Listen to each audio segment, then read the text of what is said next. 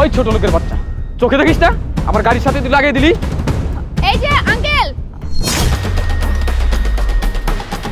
এই যে আপনাদের, আরে আপনাদের টাকা নিয়ে যান। মামা যাবেন গার্লস স্কুলের সামনে? না, আমার খেপ আছে। মামা আমার পরীক্ষা আছে, আমাকে একটু নিয়ে চলুন না, আমি আপনাকে 10 টাকা বাড়ায় দেব। আমি কইলাম তো আমার খেপ আছে, আপনি জান আমি যাবো না। ধ্যাত্তেরি কি যে করি।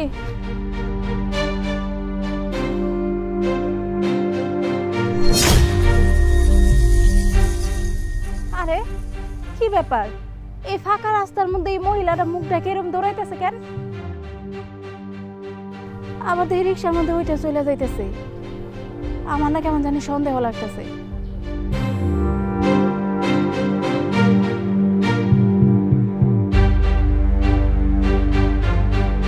হ্যালো, ওই ছোট লোকের বাচ্চা, চোখে দেখিস না আমার গাড়ির সাথে তুই লাগিয়ে দিলি। ভাই আমি বুঝতে পারি নাই ভাই, সামনে আপনি আইতেছেন আমি দেখি নাই, আমার মাফ করে দেন ভাই, সরি। বুঝতে পারিসনি না, বুঝতে পারিসনি বাচ্চা, আমার মুখে মুখে তর্ক করিস, জানিস আমি কে? এই তুমি কি করছো? হ্যাঁ, আমার চোখের সামনে থেকে যা।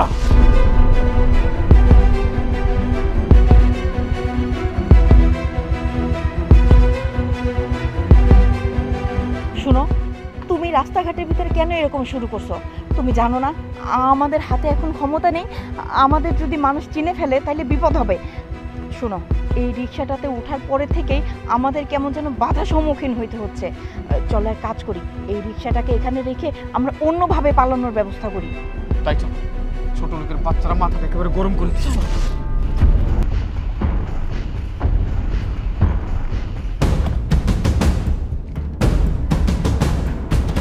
এই যে আঙ্কেল, এই যে আপনাদের, আরে আপনাদের টাকা নিয়ে যান। কি ব্যাপার, এতগুলো টাকা এখানে ফেলে দিয়ে চলে গিয়েছে, আমি ডাকতেছি শুনতেছে না, এভাবে পালিয়ে যাচ্ছে কেন? আচ্ছা, দেশের যে পরিস্থিতি, সবাই তো এদিক ওদিক পালিয়ে যাচ্ছে, তার মানে কি উনি কি কোনো মন্ত্রী হবে নাকি? চাই তো গিয়ে দেখি, আমার খুব সন্দেহ লাগতেছে। তোর কথা মতে আমি একটা ময়লার গাড়ি নিয়ে ও রিক্সার সাথে বাজাই দিছি। হ্যাঁ বুঝছি, এত কথা কওয়ার সময় এখন নাই, এখন তাড়াতাড়ি চল। কোনো মতে যদি খালি বর্ডারটা ক্রস করতে পারে তাহলে আমাকে হাতের বাইরে চলে যাবো, এখনই করতে হবে যা করার। চল। কি ব্যাপার, উঠছো না কেন? শোনো, এই যে এমপি গিরি কইরা কোটি কোটি টাকা অবৈধভাবে কামাই করছি, বইসা বইসা খাইয়া খালি শরীর বানাইছো, নড়াচড়া করতে পারো না, উঠো। এত কথা বলো না তো, শুধুমাত্র তোমার কারণে, তোমার কারণে আজকে আমার এই বাংলাদেশ ছেড়ে পালাইতে হইতেছে, নিজের জন্মভূমি তুইয়া। এত টাকা পয়সা ধন দৌলত কে খাবে বলো? একবার জনগণের হাতে ধরা খাইলে এতদিনের হিসাব নিকাশ আদায় করে ছাড় দিবি। আরে তুই যা সন্দেহ করেছিস তোর কথাই তো ঠিক, এ তো আমাদের এমপি মাইন। তার মানে ওরাই বর্ডার ক্রস করে পালিয়ে যাচ্ছে। শোন, এইভাবে ওদেরকে পালিয়ে যেতে দেওয়া যাবে না, যেভাবেই হোক ওদেরকে ধরতে হবে। হ্যাঁ চল চল।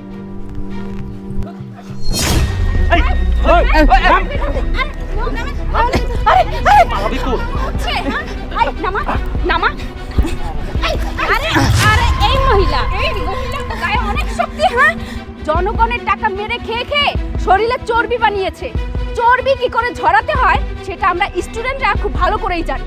দেখো বাবা, তোমরা আমাদের সাথে এরকম করো না, তোমাদের যত টাকা লাগে, লাখ লাখ কোটি কোটি টাকা লাগে আমি দিব। এই দেখো আমার কাছে অনেক টাকা আছে, দেখো লাগলে আমি আরো টাকা দিব তোমাদেরকে, শুধুমাত্র আমাদের দুইজনকে এই বর্ডারটা পার হইতে দাও।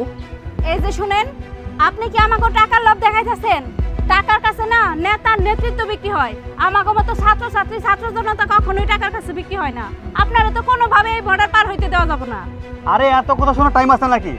আমরা 4 জনের ধইরা এই দুইটারে গণক ধরাই দেই, সব ঠিক হয়ে যাবে।